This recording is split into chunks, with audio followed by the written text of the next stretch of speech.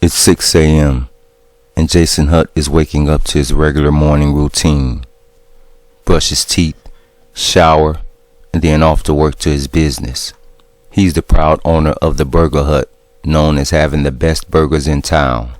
Each morning before pulling off, he caresses a photo that's pasted on his dashboard. It's a photo of him, his wife, and their son celebrating his first birthday. He's flushed with a momentary wave of sadness.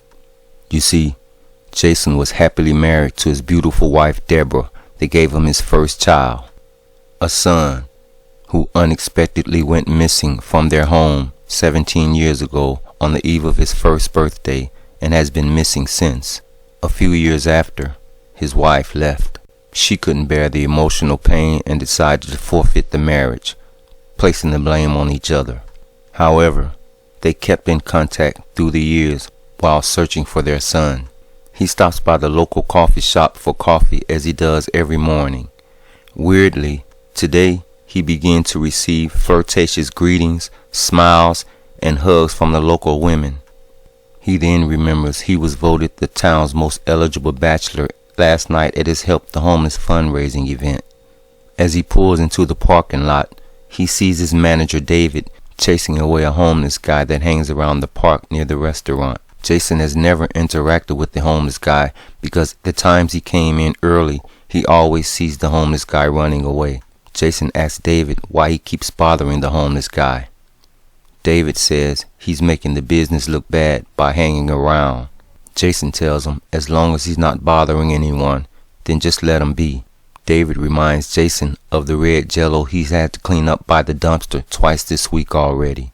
Jasson tells David that was his son's favorite dessert. He asks David if he's sure it's the homeless guy or just rodents. He assures Jasson that it's not rodents. Jasson tells him he doesn't think it's as bad as it seems. David shakes his head and heads to the restaurant. Jasson looks towards the park and sees the homeless guy rummaging through the trash. He tells David to go ahead and get things started and he'll be in shortly. Jasson walks towards the homeless guy with a careful approach and asks what's his name. The homeless guy shies away in fear. Jasson assures him he's not there to hurt him. "Andrew," he says with his head hung. "My name is Andrew, and I'm sorry if I cause problems at your restaurant." Jasson tells him he hasn't been a problem at all. It's just that his manager is overbearing and very protective of the property. Andrew tells Jasson about how David is always mean to him and treats him bad. Jasson apologizes to him for David's actions. He asks Andrew how old he was and where was he from. He said he was 18 but couldn't remember much from his younger years due to a slight head injury from a car accident when he was 10 years old. Jasson tells him he was very sorry to hear that. Andrew pleaded with Jasson not to call the police. Jasson tells him he didn't plan to. He asks Andrew to wait there while he goes to the restaurant to get him something to eat. When Jasson returned with the food, he noticed Andrew was gone. He decided to leave the food behind just in case Andrew returned. As he starts to enter the restaurant, he sees Andrew grab the food and run off. Inside, Jasson asks David what he knew about Andrew. David sarcastically said all he knew was that he was a bum. Jasson tells him to be careful of how he treats people because it can come back to him and you never know what a person has been through. Jasson smirks and says the only thing that guy's been through is the dumpster, and you can't help people like that. Jasson looks at David and tells him that's not true, shakes his head, and walks away. David yells he was only joking. Jasson yells back he didn't find it funny. Near closing time, Jasson gets a call from his ex-wife, who is the mother of their missing son. They converse on the subject about their son and how today would be his 18th birthday. She reminds Jasson of the heart-shaped birthmark on their son's back. They end the conversation apologizing to each other for placing the blame on one another. As the evening ends, Jasson is left closing the restaurant alone. While he's doing the last trash run, he sees a few guys walking around the park as if they were looking for someone. He pays it no mind, gets in his car, and heads for home. As he exits the parking lot, he sees Andrew, the homeless guy, running as if he was being chased. Jasson looks back but sees no one behind Andrew. He accelerates to try and catch up but loses sight of him. He stops the car and gets out and scans the area looking for Andrew, but he is nowhere in sight, so he continues home. Halfway home, he suddenly remembers he forgot to set the alarm and lock the back door. He calls his manager David to see if he can do it because David lives near the restaurant. There was no answer, so he decides to go back and do it himself. As he's pulling into the parking lot, he sees the guys from the park looking through the window as if they were trying to break in. He honks his horn a few times to scare them off. They run towards the park. He starts to call the police, but doesn't. He thought that since he ran them off, nothing had happened. He walks towards the back door to check things when he sees a bloody t-shirt on the ground. He knows it wasn't there before. He looks around to make sure the guys he ran off were gone. He then reaches for the doorknob and sees a small puddle of blood near the door. Out of precaution, he goes and grabs a baseball bat from his car. He goes back and reaches for the door and noticed that it's locked. He thought maybe he did lock it, but wasn't sure about setting the alarm. He unlocks the door and enters. He closes the door, stops, and looks around to make sure nothing was out of place. He proceeds to the office to set the alarm when he looks down and notices a few specks of blood leading to the restroom. He slowly eases toward the door and pressed his ear to it. He hears a noise. He grips the bat in one hand and slowly opens the door with the other. "Who's there?" he says. No answer. He says it again while pushing the first stall door open, holding the bat in a swinging position. No one was there. As he starts to open the second stall, he hears a faint noise coming from the supply closet, and it startles him. "I said who's there," he says again. Again, no answer. He grips the bat and slowly opens the supply closet, warning that he has a gun and isn't afraid to use it. He opens the door and sees the homeless guy, Andrew, bleeding from his side. He pleads for Jasson not to hurt him. Jasson rushes to his side, asking what happened to him and how did he get in. Andrew said the back door was unlocked, so he came in to hide from the guys who attacked him because they thought he was selling drugs on their turf. Jasson hands Andrew a few towels from the shelf and asks Andrew to place it on his wound. He runs to the office to call 911 and grab the first aid kit. When he returns, Andrew is wailing in pain. Jasson tells him that the ambulance is on the way and he will be okay. Attempting to address Andrew's wound, he hesitates, not wanting to increase the pain. He suggests Andrew take deep breaths to suppress the pain. It helps a little. Andrew asks Jasson why was he helping him. Jasson tells him that if his son was around, he would do it for him. Andrew asks him where was his son. Jasson tells him the story of his son's disappearance and how he's been looking for him ever since. Andrew tells him he was sorry. The ambulance arrives. Andrew is being treated by EMS while Jasson talks with the police. As EMS is lifting Andrew onto the gurney, Jasson notices a strange mark on Andrew's back. He does a double take and sees it's in the shape of a heart.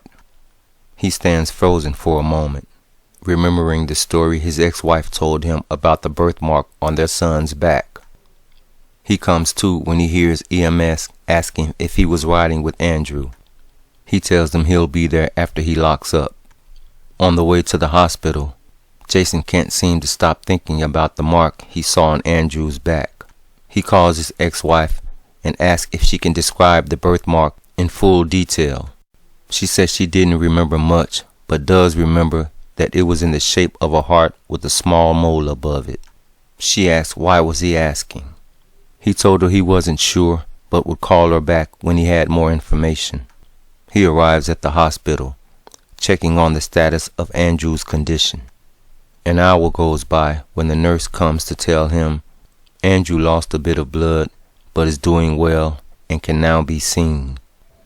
The walk to Andrew's room seemed endless, his heart pounding and pulse racing with every step.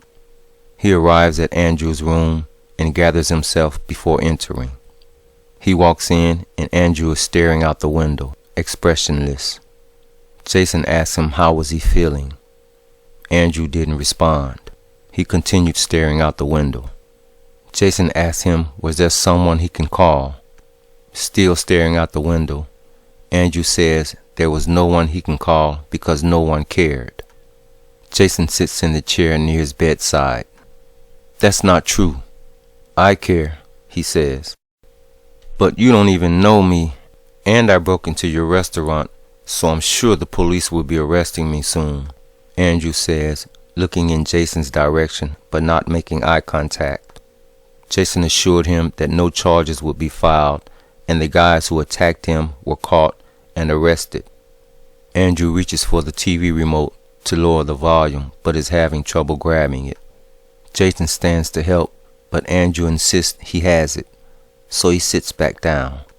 As Andrew reaches for the TV remote a second time, Jasson scans Andrew's back and sees that it is the birthmark that his ex-wife mentioned. He curiously asks Andrew what was it. Andrew tells him it's been there since he was a baby, but he thinks it's a mark from physical abuse. Jasson sits with a stunned expression. Andrew asks him if he was okay.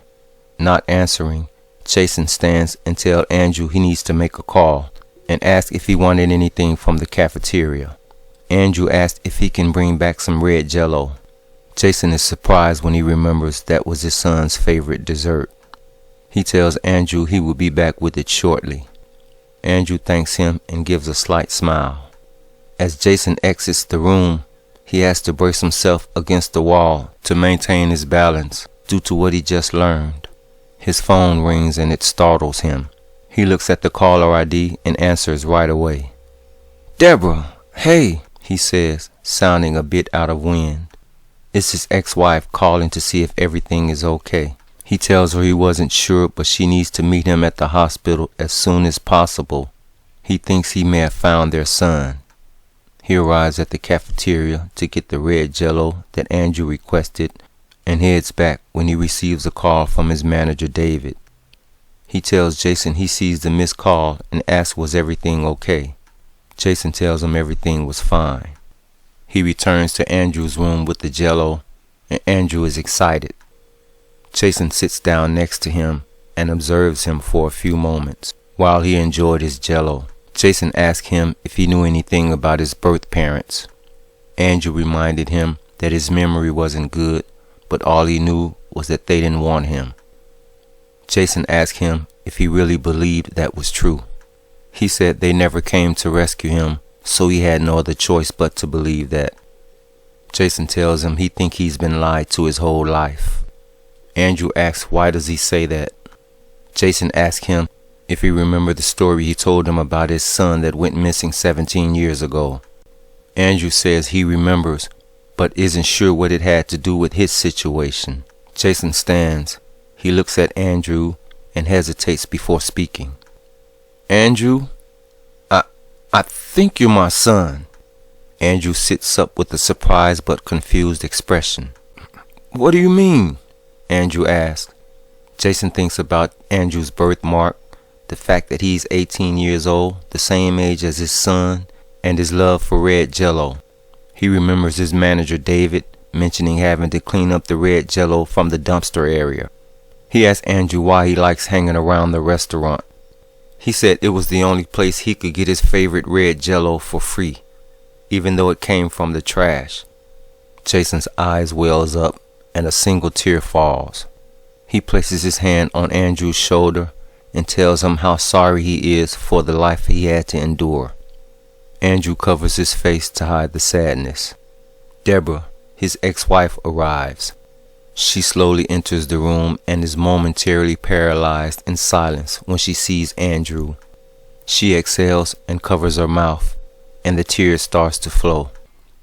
She slowly walks to his bedside and takes his hand. My baby, she says, trying to control an emotional outburst. I finally found my baby, she says, and starts crying uncontrollably. Jasson caresses her back to comfort her. She calms down a bit. Hey, son, she says, touching his face as she smiles.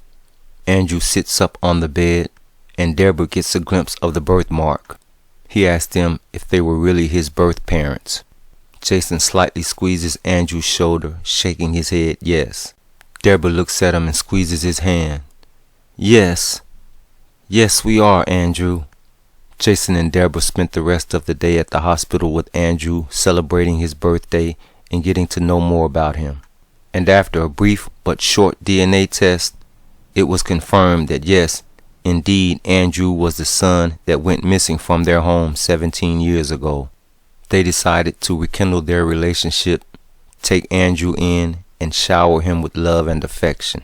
The manager, David, was eventually fired, and Andrew is now the new manager and part owner of his father's business, the Burger Hut. Jasson and Deborah remarried and will be gifting Andrew with a brand new baby brother or sister real soon. The end.